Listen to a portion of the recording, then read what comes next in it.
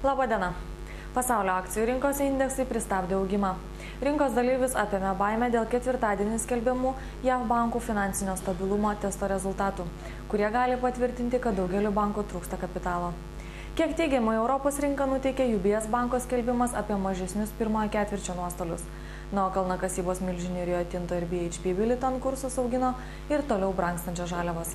Pabaltijo akcijų rinkose trūko aktyvumo, o indeksai neskubėjo kilti. Vilniaus vertybinių popierių biržos indeksas krito 0,61%. Vakar buvo keistas kompanijos snaigė kainos kitimo ribos. Rinkos dalyviams suskubus pirkti šias akcijas kaina kilo net virš 23%. Tikėtina, kad artimiausiu metu sulauksime ir korekcijos žemyn, mat bus fiksuojami pelnai. Sugrįžus užsienio tarpininkų Invaldos pardavimo poziciją, akcijų kursas krito beveik 15%.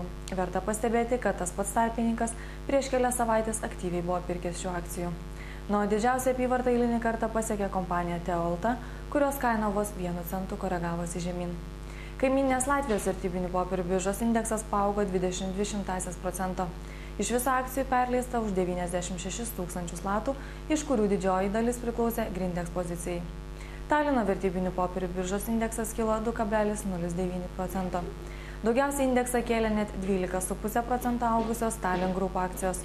Tokio rinkos dalyvių reakciją skatino skelbti balandžio mėnesio keleivių pervežimo rezultatai. O bendra biržos apyvarta siekia 500 000 eurų. Šiandien naujienų tiek, viso geriausio.